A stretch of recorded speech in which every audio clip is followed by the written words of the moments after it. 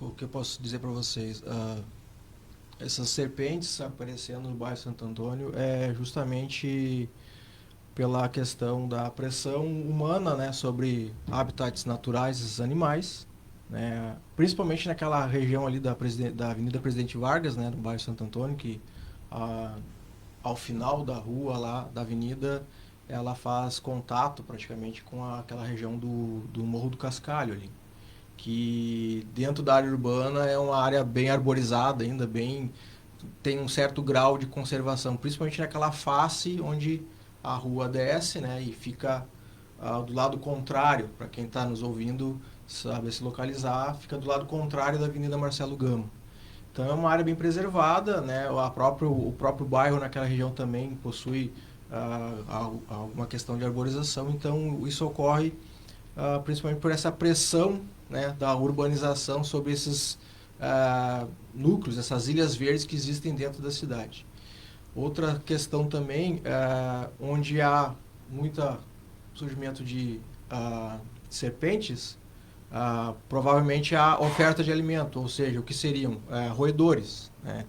Serpentes, como a grande maioria sabe, são animais predadores de roedores, né? E onde há roedores, provavelmente haverá serpentes. E essa questão do aparecimento em zona urbana pode estar associada à questão do descuido da população em geral, né? Na questão da sua, né, onde está colocando seu lixo, né? Onde está depositando seu resíduo, a questão da limpeza de pátios, né? Um descaso que tem com esses terrenos baldios, né? Ou as casas mal cuidadas, onde há uma vegetação mais densa, mais alta, assim, um mato, como o pessoal chama, né? Então isso tudo propicia a criar locais, né, abrigos, habitats para essas serpentes, né? E o acúmulo de lixo nesses locais, consequentemente, vai atrair ratos, né? Vai ter uma disponibilidade grande de alimento para essas serpentes e elas vão buscar o alimento dela onde é mais fácil de conseguir, né? Juliano, o que a população, tanto lá no bairro Santo Antônio, em qualquer lugar do município, deve fazer quando se deparar com essa situação? Serpentes, a gente sabe que é um animal, de certo modo, para a população pode se tornar perigoso, né? Porque sabemos que temos espécies, principalmente essas que se alimentam de roedores, são serpentes peçonhentas, né? Possuem um veneno, uma toxina, né? Isso, com um acidente com uma pessoa, com uma criança, com um animal, pode causar algum problema. As pessoas, ao avistar uma serpente, elas, primeiramente, não procurar manejar, né, manipular esse animal, né, mesmo que com o auxílio de um pedaço de galho, uma vassoura, uma pá de lixo, né, para evitar o acidente em si. Porque todo animal, a tendência dele quando ele se sente assim ameaçado por algum outro predador, digamos assim, a tendência do animal é fugir, né? Ele só vai atacar se ele se sentir acuado ou ele está em algum momento de proteção de crias e tudo mais. Que não vem o caso de serpentes, né? Mas é o que acontece. Geralmente foge. Mas a pessoa não deve, de maneira alguma, né, tentar mexer nesse animal né, e matar o animal, porque todos sabemos que matar animais silvestres, né, no Brasil é passivo, é um crime ambiental previsto na legislação federal.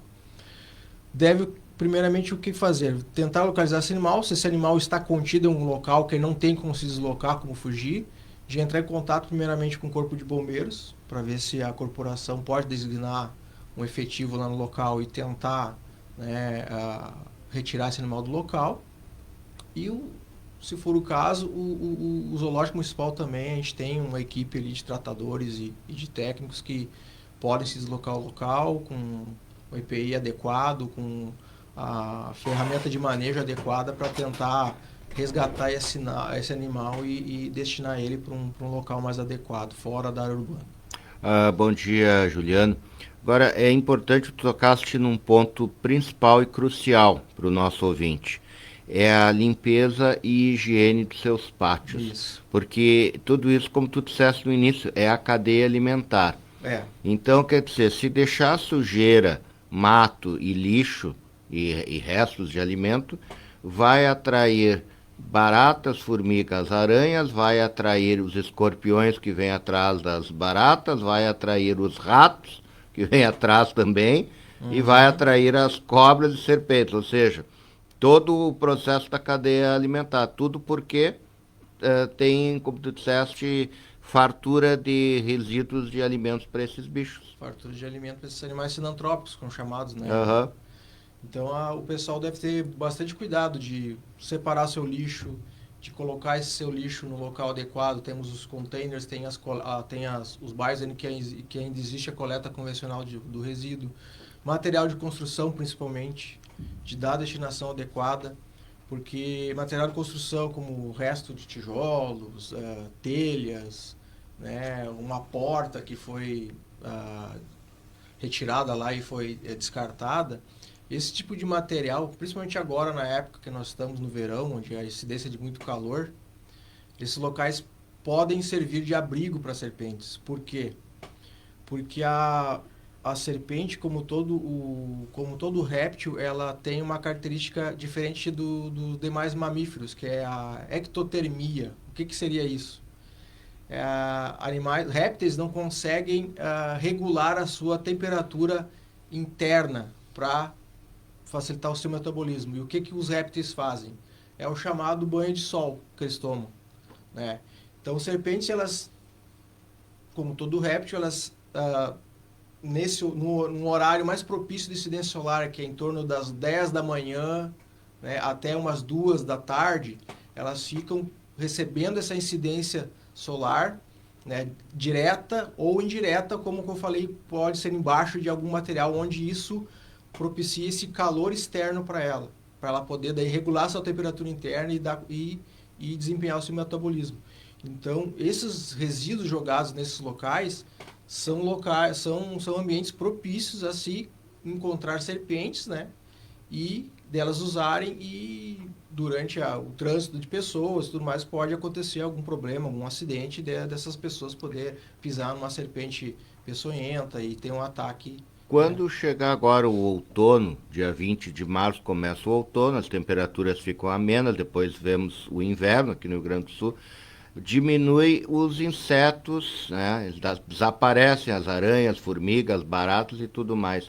As cobras também se recolhem, invernam, as serpentes, como é que funciona essa... Não temos aqui no nosso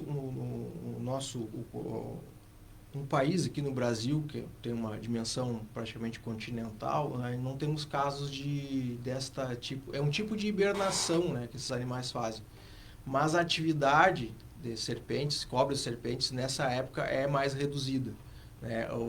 Qual é a incidência maior de serpentes agora? É de agosto até janeiro, que é o período de reprodutivo e de nascimento dos filhotes. Né? Então, por quê? Porque é uma época que começa a ficar mais quente e a oferta de alimento é maior. Então, o que acontece? Ocorre a reprodução, né? As serpentes que colocam ovos, elas vão colocar seus ovos, esse ninho, ela não tem esse cuidado parental, é um ninho que fica ali acondicionado em determinada temperatura para até a eclosão daqueles ovos e a saída dos filhotes, né? E eles, desde o nascimento, serpentes peçonhentas, elas possuem a toxina, o veneno que pode causar algum problema. Então, é uma época que é mais propícia a esses animais, porque é o período mais quente, apto ao período reprodutivo e a oferta de alimento. Então, no momento que esfria, a tendência é desses casos, a incidência desses animais diminuir, né? Estamos conversando com o biólogo Juliano Conze, da Secretaria Municipal do Meio Ambiente, e que também dirige o Zoológico Municipal. Mas não, as serpentes não são os únicos animais que se veem presencialmente mais frequentemente no verão. Desde sempre eu vejo a presença urbana dos gambás. Assim, E eu tenho recebido fotos assim de pessoas amigas e tal, que eles estão se encontrando frequentemente com gambás à noite. Também é justamente pela questão da época que nós estamos, né? O período reprodutivo desses animais, esses marsupiais, que é o gambá de orelha branca, que é o mais que ocorre aqui na área urbana. O pessoal também popularmente chama de raposa. Muitas vezes o pessoal confunde com ratazana, né? Mas esses nossos amiguinhos, que eu vou dizer, eles são animais extremamente importantes no ambiente natural, como todo animal, né? Faz parte de um ecossistema, de uma cadeia alimentar. E os gambás, agora nessa época que eles aparecem em área urbana, o gambá é um animal, para nós, assim, os seres humanos, no ambiente antropizado, no ambiente urbanizado, eles são predadores de outros animais filantrópicos. Ou seja, o gambá pode se alimentar de pequenos roedores, ele se alimenta de escorpiões e ele se alimenta também de serpentes. O gambá ele é imune à toxina desses animais peçonhentos. Então, como na área urbana também, a dieta dele é onívora, ou seja, ele come praticamente de tudo um pouco, o resto de frutas, pequenos animais, né? Ele busca esses alimentos disponíveis também na área urbana, né? Devido a mau acondicionamento, né? O local não está adequado, então eles procuram sair dos ambientes mais preservados do entorno do núcleo urbano e da própria zona urbana para buscar esses locais na área urbana para abrigo, para reprodução e abrigo, né, e para alimentação. O gambá que nós temos aqui no Brasil e no Rio Grande do Sul, ele tem a fêmea tem a sua gestação, né? Ela dá à luz esses filhotes e eles ainda pequenininhos, eles ficam dentro da bolsa que ela tem no abdômen, que eu chamo do marsúpio, né? Por isso marsupiais. O nosso gambá aqui é um primo distante do canguru lá da Austrália, que também é um marsupial, né? O filhote fica condicionado dentro de uma bolsa, onde ali tem as glândulas mamárias, onde o filhote se alimenta, né, do leite materno dentro dessa bolsa. E aqui na área urbana, frequentemente a gente vê esses animaizinhos, e até os filhotinhos agarrados nas costas da mãe, assim, se deslocando sobre muros, sobre telhados, e eles também se acomodam nos forros das casas, nos telhados aí, causando um pouco de transtorno para os moradores. E justifica o medo que as pessoas têm do gambá? Não, é um animal inofensivo, ele não tende a causar nenhum problema tanto para animais domésticos quanto para pessoas, né? Claro, se for uma fêmea tiver com seus filhotes, se você vai tentar, né, manejar esse animal, a tendência é atacar, né? Mas aí é o instinto protetivo. Instinto protetivo materno, né? Mas são extremamente inofensivos, não tem problema nenhum. Causa alguns transtornos, como a questão da urina, das fezes, isso, né, causa o cheiro ruim nas casas, mas as pessoas podem evitar isso verificando seus telhados, seus, né, locais propícios onde ele consiga entrar e se acomodar dentro desses ambientes. Ou seja, ele se aclimatou ao meio urbano. Se adapta facilmente ao meio urbano, justamente pela disponibilidade de alimento que encontra. É um animal onívoro, né? Ele come praticamente de tudo. E é isso, a tendência deles serem frequentemente encontrados em ambiente urbano é essa, né? Dessa disponibilidade de alimento e abrigo, né, para eles. Juliana, aproveitando a questão dos ratos, nas praças e pontos e parques aqui da cidade, vocês têm um controle da quantidade desses roedores nesses locais? Tem uma ideia? Controle, assim, desde o tempo que eu estou trabalhando na Secretaria do Meio Ambiente, a gente, assim, que eu me lembro, a gente nunca recebeu alguma questão de uma denúncia referente à questão de ocorrência de roedores nas praças, né?